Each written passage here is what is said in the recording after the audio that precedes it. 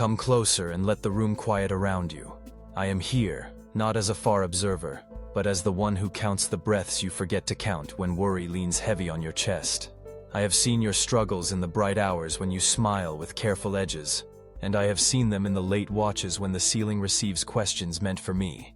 None of this surprises me. None of this makes me withdraw. I stay, and I listen until the ache runs out of sentences, and the soul remembers it is not alone. I watched when you tried to hold a brave face in rooms that did not understand your fatigue.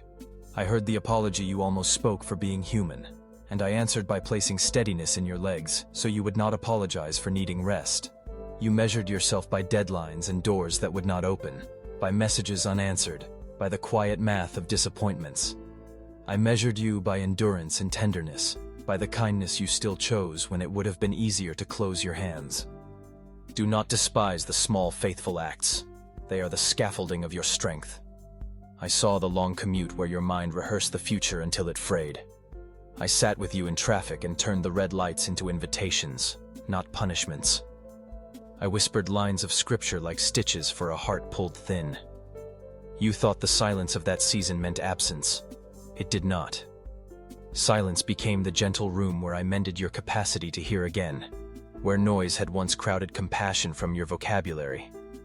I noticed the private losses no gesture could advertise, the hopes you folded into drawers because explanation took more energy than you had.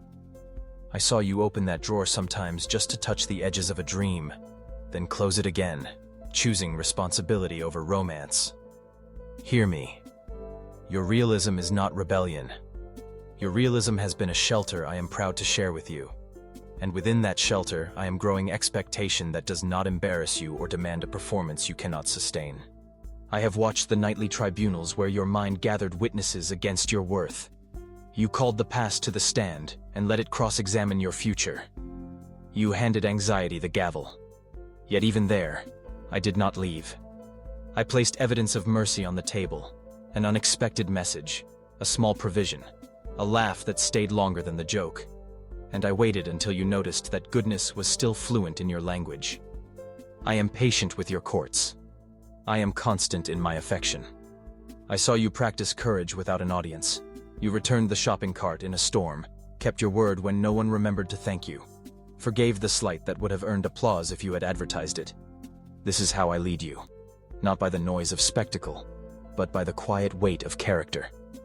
I will trust you with larger rooms because you carry integrity as if it were oxygen, not costume.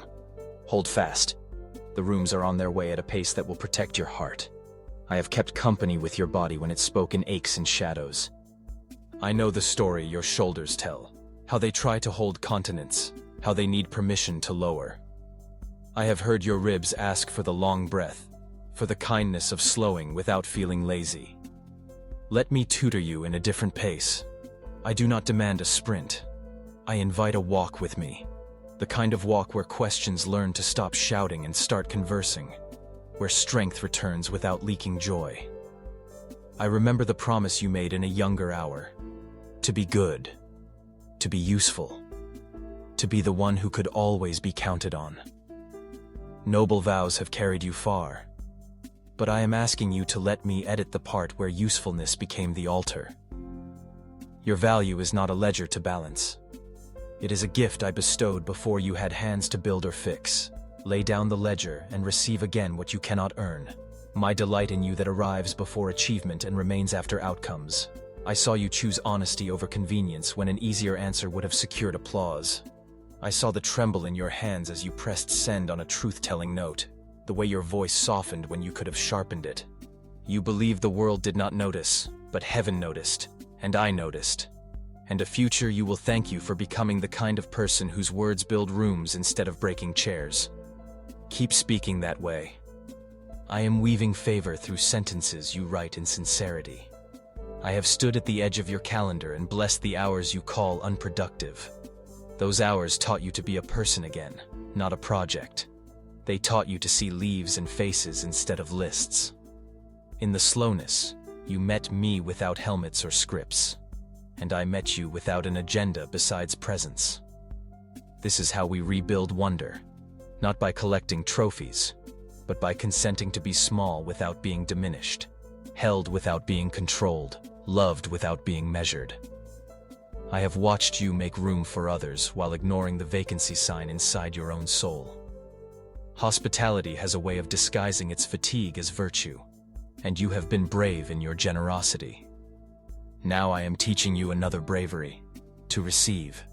Let your name be called into the first row of compassion. Let the table you set for many become a table that feeds you too. I will send kindness disguised as practical help, and you will practice saying yes without apology.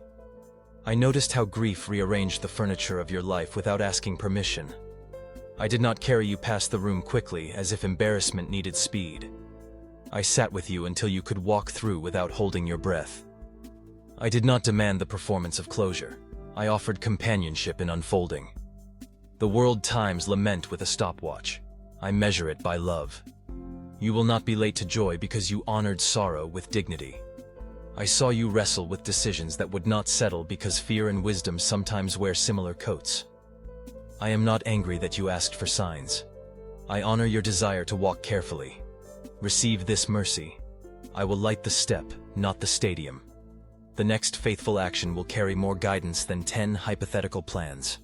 When you move with me, course corrections are not failures. They are proof that you are guided, not abandoned. I observed the culture of performance nudge you to market your soul. After likes and replies faded, you wondered why your chest felt noisy again. I am not against celebration. I am against captivity. I am teaching you to hold applause loosely and purpose firmly, so that the hands you raise in gratitude are the same hands that can let go of spotlights when they tug at your roots.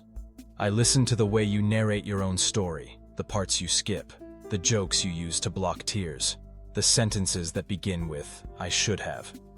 Bring me those drafts. I will edit with kindness, leaving truth intact while removing shame's exaggerations. I will add notes in the margins where grace interrupted a worse ending, where providence escorted you to a better door. Together we will publish a truer version, one that liberates rather than litigates. I have not missed the prayers that ended with, "I do not know what else to say." That sentence is not dismissal. It is the threshold of deeper trust. When language thins, I listen for the weights beneath your words and lift them even when you cannot name them. I do not award answers for eloquence. I give wisdom because you are mine, and wisdom loves to arrive in spaces humility has made. I saw you envy a life that looked simpler than yours, then smile at yourself for envying what you knew you did not want. Comparison is a thief that changes disguises. Let me teach you contentment that does not sedate desire, but stewards it. Your portion was chosen with love's precision. You will find breadth within it when you stop auditing everyone else's fields and begin to tend your own with joy. Pause with me right here. If this gentle word is meeting you where you are, like, comment, share, subscribe so others can find it, and you can stay with these quiet messages of hope. I have been near when anger arrived, pretending to be armor. I did not shame you for needing protection. I offered a truer shield. Bring your anger to me before you aim it. We will name what was wrong so your forgiveness is not naive, and we will set boundaries that honor both dignity and hope. I am not asking you to call darkness light. I am teaching you to keep your eyes open while choosing the way of life. I noticed the small celebrations you almost canceled because someone else was mourning. Compassion is holy, but false guilt is not.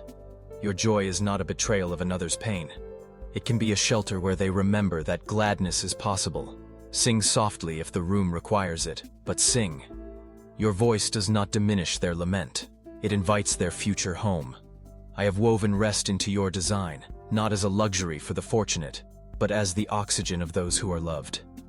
Rest does not negotiate with performance. It communes with presence. When you stop, I am not pacing the door. I am sitting beside you at the table. In resting, you do not lose time. You recover truth. Out of that truth, your work will taste like worship instead of worry. I have seen you forgive without ceremony. Forgive again without witnesses. Forgive until the edges of the hurt fell apart like wet paper. I know you wonder whether forgiveness means pretending nothing happened. It does not. Forgiveness releases the gavel to the only judge who sees the whole case. It frees your hands for building. It frees your voice for blessing. It does not remove wise boundaries. It removes corrosive revenge. I will teach you the rhythm of release until peace becomes muscle memory.